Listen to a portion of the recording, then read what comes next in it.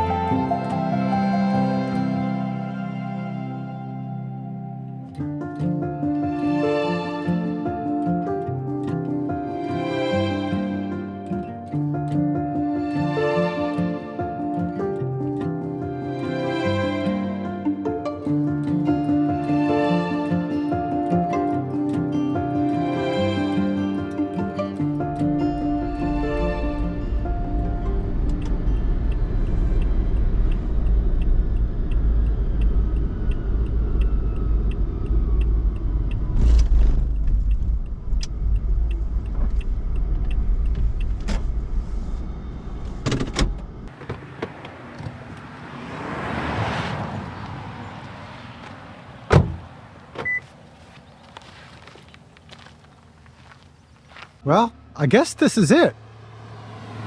It's a very kind of a abrupt stop off of the highway here. And I believe I'm supposed to head that way. I don't think that's the right way. I think we're supposed to go this way.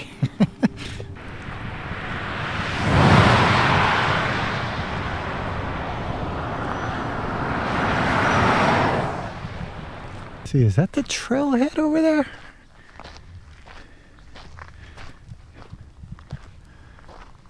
I'm not sure. I guess we're going to have to check it out.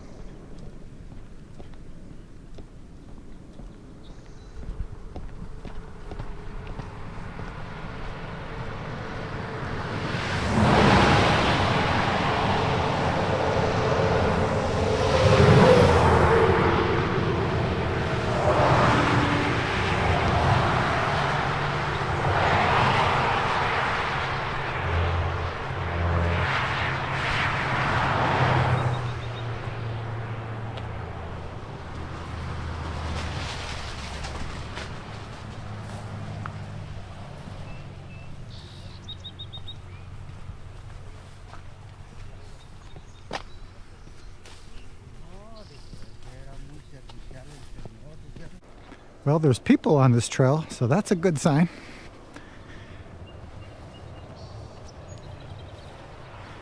It's very interesting how it was so sunny on the drive over. And here I feel a little bit of mist outside. Very foggy, cloudy. And these are some tall bushes.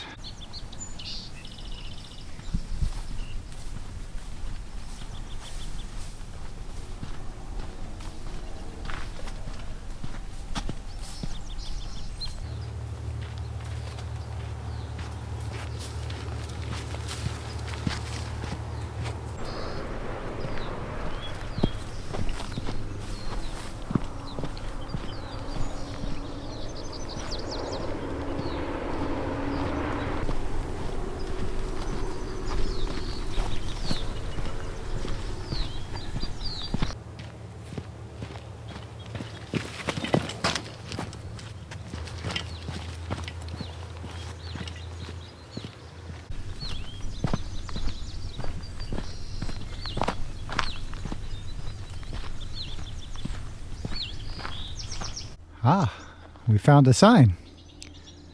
Welcome to Wilder Ranch, backcountry. I believe I was just here not too long ago, or at least in this area. I've never done this hike before. I'm not sure exactly what hike this is. Looks like there's a lot of options. I know there's some kind of loop, and I was told to go counterclockwise on the loop so you can get a good view of the ocean. But so far, there's not going to be any view of the ocean, but it's still very beautiful.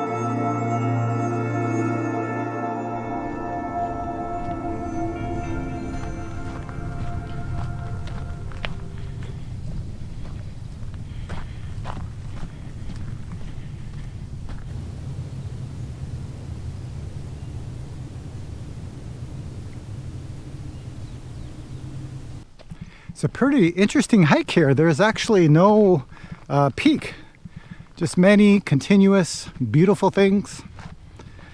Kind of like life, I guess. Many things appear, but there's nowhere to reach.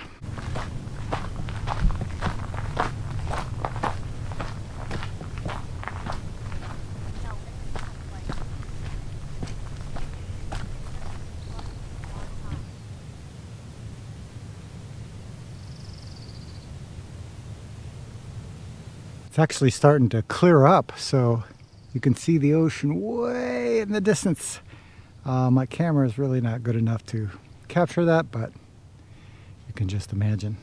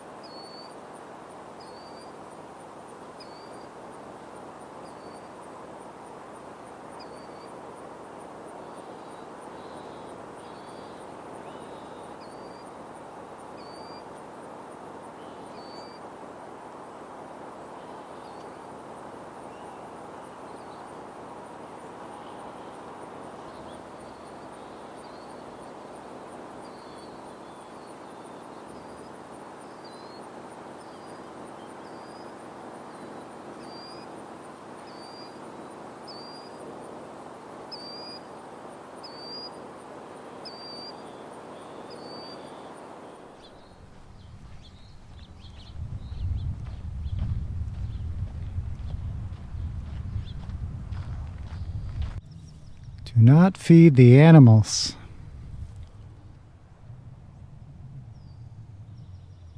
The animals of emptiness never need to be fed. This used to be a little ranch here called the Cabin.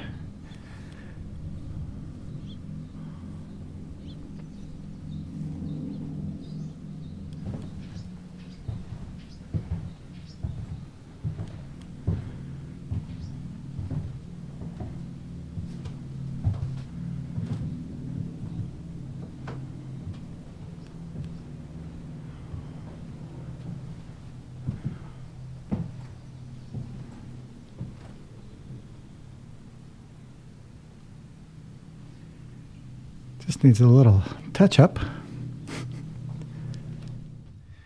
I think this is a very interesting spot to take a rest before I drive back home. I want to share something with you that I saw yesterday. I was hanging out with Zen Master De Kwong, and I was watching a video on YouTube. It was one of our teachers in the Quantum School of Zen, and it was during a Dharma talk, during the question and answer period. And a student asked about saving all beings. Now, there's the 4 great vows, or the 4 great bodhisattva vows. And the first one is, sentient beings are numberless. We vow to save them all. So the student asks, do we really have to save all beings from suffering? Couldn't we just save the ones that we like? And immediately this teacher responded, only save yourself. Then you will see that there are no other beings to be saved. And there was a very long period of silence. A couple giggles in the background. And then the student asked, why? How is that so? And the teacher responded, when you realize this question, what am I? You perceive that you are not separate from all other beings. There are no other beings outside of yourself to save. When I saw this video, I was reminded of a teaching I read a long time ago when I first started practicing in the book called Dropping Ashes on the Buddha. And it was during a Dharma talk, and somebody asked Zen Master Sungsong about saving all beings from suffering. And the student asked, does that mean to help people realize their enlightenment? Or does that mean to save people from war and hunger and devastation, things like this? And Zen Master Sungsong responded, I have already saved all beings. And again, there was a long period of silence. And Zen Master Sungsong looked at the student and said, do you understand? And there was still a long period of silence. And Zen Master Sungsong said, put it all down, okay? That teaching really hit my mind, and I never really quite understood what that teaching meant. I think the problem with talking about these kinds of things is that there's the understanding of these teachings, and there's the experience and how it manifests in our lives from moment to moment. The problem with this teaching is if we have any concept of self and being separate from everything else, it's going to become a big hindrance. So one side of this hindrance would be trying to think that how I am going to save all of these beings, right? I mean, just that phrase, that statement right there sounds kind of egotistical. I'm going to save all beings. And I guess the other side would be too, if maybe you have some experience with practicing, but if there's still a strong sense of self, a strong sense of I, then that's also a very big hindrance. In fact, it can become what's called spiritual bypassing. You'll hear this word quite often these days. To me, it means that our idea is clouding our original enlightened nature. It's clouding our clear mind. So we cannot see the world the way it really is. We just see our view of it, our idea about it. And of course, that causes a lot of problems in this world.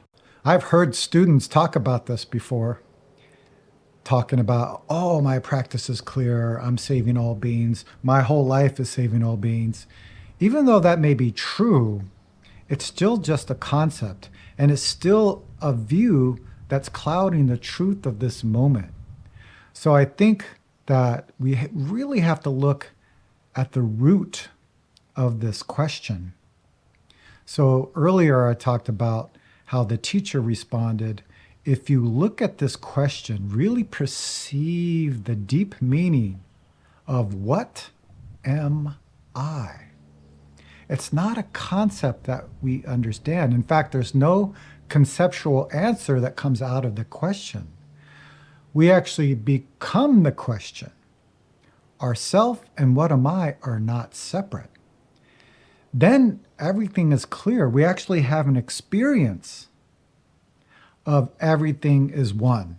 I hear this teaching quite a lot in spiritual traditions that everything is one. We are this universe. The universe is us, right? That's a good idea, but it's not going to help our lives. In fact, it usually, again, creates a spiritual bypassing, and we end up, the result of spiritual bypassing just means that there's something behind it, and it's usually that we don't want to deal with the suffering that we perceive in this world.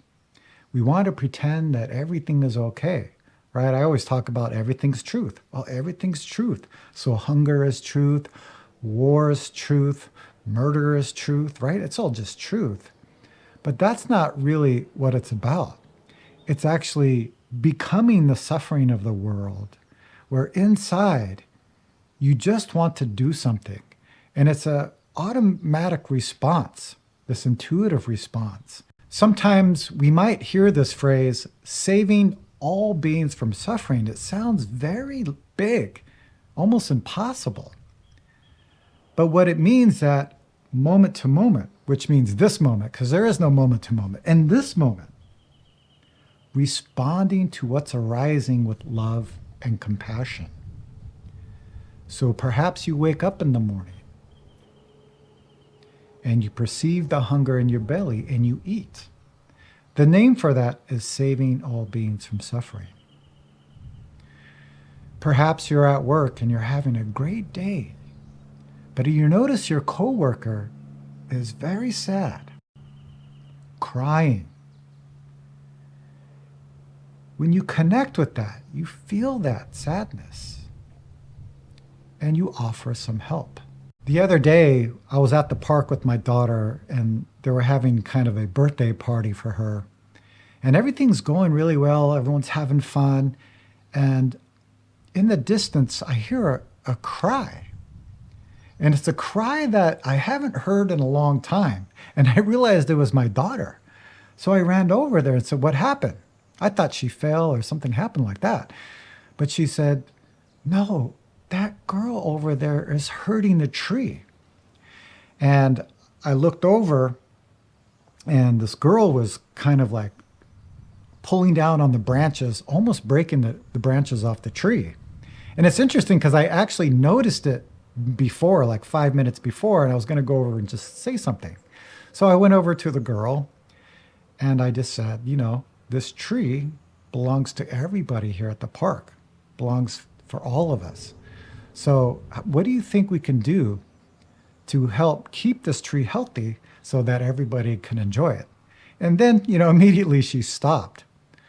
So it's really about paying attention in our lives very closely. Sometimes you might hear me say, investigating this life closely. That means paying attention to what we are doing, to what we are saying. And it's amazing what we will see. I notice in my life, there's so many things that I do on automatic pilot that I never realized. And I noticed that the more I'm mindful of what I'm doing, what I'm saying, then I can make a choice, a clear choice, the choice of how can I help? If we truly want to save all beings from suffering, first we have to take away our idea about I am helping this world. Even though I said, how can I help? It's not a concept. It's an action that we manifest in our lives. So we take it all away. Sometimes we call it before thinking. Return to the mind before thinking. Then the experience of connecting to this world appears by itself. One technique we can use in Zen practice to help us return to the mind before thinking is asking this great question: what am I? We don't ask the question here. We ask it down in our guts.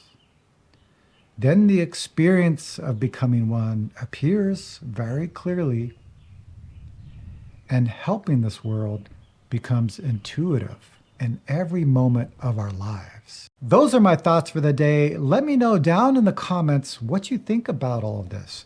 And perhaps you can share an experience of spiritual bypassing, maybe how you saw through it, or perhaps you can share an experience how you manifested this phrase, how can I help, in your life. I'd love to hear about it. As always, thank you for watching this video, and I hope to see you all very soon.